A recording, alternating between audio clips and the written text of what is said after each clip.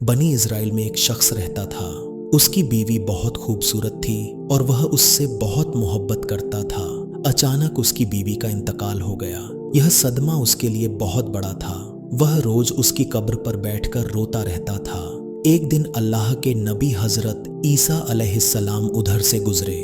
उन्होंने उससे रोने की वजह पूछी। उस शख्स ने पूरी कहानी सुना दी। हजरत ईसा अलैहिस्सलाम ने फरमाया, क्या तुम चाहते हो कि अल्लाह के हुक्म से मैं तुम्हारी बीवी को जिंदा कर दूं? उसने फौरन कहा, जी हाँ। हजरत ईसा अलैहिस्सलाम कब्र के पास गए और आवाज दी।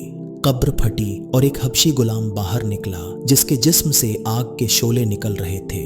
यह देखकर वह शख्स घबरा गया और बोला, यह मेरी बीवी नहीं है। हजरत ईसा अलैहिस्सलाम ने उसे वापस कब्र में जाने का हुक्म दिया।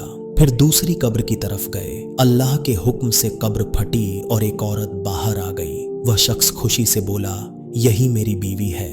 इजाजत लेकर वह उसे घर की तरफ ले चला। रास्ते में वह थक गया और बीवी की गोद में सिर रखकर सो गया। उसी वक्त एक खूबसूरत शहजादा घोड़े पर सवार वहां से गुजरा। औरत की नजर उस पर पड़ी और वह उस पर आशिक हो गई। शैतान ने उसे बहका दिया।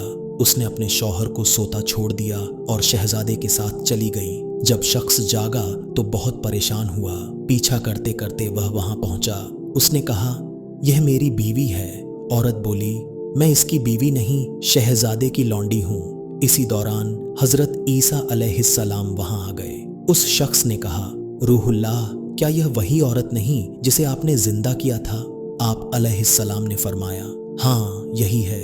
औरत फिर भी झूठ बोलती रही। इस पर हजरत ईसा अलैहिस्सलाम ने फरमाया, जो जिंदगी तुझे मेरे जरिए मिली थी उसे वापस कर दे। इतना सुनते ही वह औरत उसी वक्त मुर्दा होकर जमीन पर गिर